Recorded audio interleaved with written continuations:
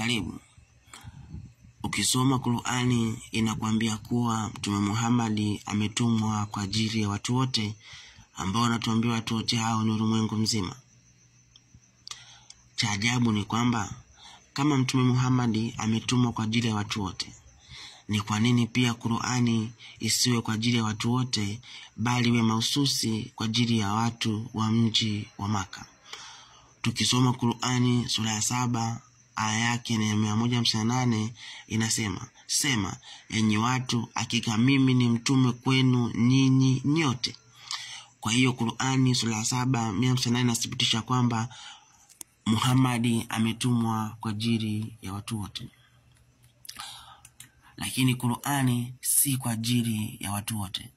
Tukisoma Qur'ani sura yake ni 42 mstari wa 7 inasema, na namna hii tumekufunulia Qur'ani kwa Kiarabu ili waonye watu wa mama wa miji na walio pembezoni mwake, na waadharisha na siku ya mkutano. Haina shaka ya kundi moja itakuwa peponi na kundi jingine motoni.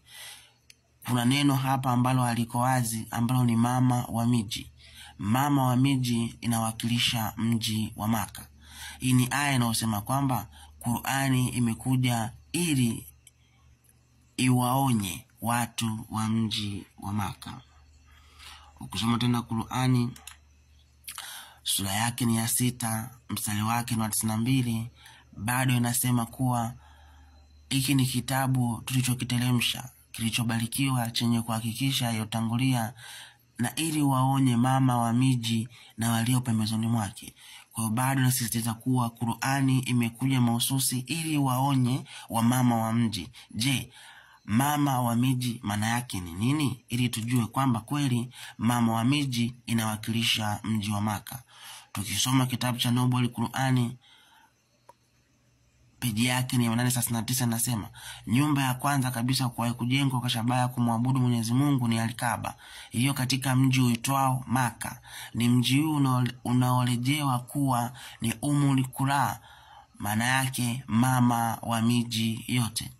Kwa hiyo tunapoona katika aya ya Qur'ani inaongelea ili waonye mama wa miji na walio pembezoni mwake, inamaanisha kuwa Qur'ani imeshushwa na Allah ili waonye watu wa mji wa Maka.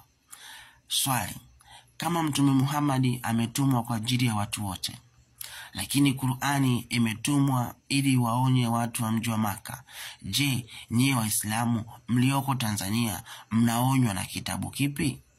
Mungu